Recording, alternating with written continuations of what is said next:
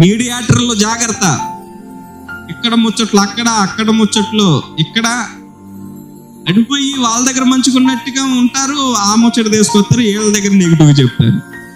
ఇక్కడ మంచిగా ఉంటారు, మళ్ళీ ఇవన్నీ మొత్తం మోసుకొని వెళ్తే ఎంత ప్రయాసపడతారో గొడవలు పెట్టడానికి. ఇక్కడ విషయాలు అక్కడ, అక్కడ విషయాలు ఇక్కడ. నోరు జాగ్రత్త. వాళ్ళ కుటుంబాలు నాశనం కావాలని నువ్వు రాయబారిగా ఉండి నీ నోటి మాట చేత ఉన్నది లేనట్టుగా, లేనిది ఉన్నట్టుగా నువ్వు మాట్లాడుతున్నావేమో.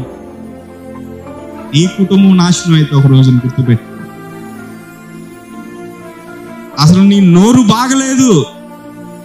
రాత్రి ప్రభు మాట్లాడుతున్నాడు, అయిందేదో అయింది, నా నోరు యెషయా పెదవులను కాల్చినట్టుగా నా పెదవులను కాల్చు ప్రభువుని ప్రార్థన చేయి, తన రక్తం చేత కడుగుతాడే. నోరు శుద్ధి అయితే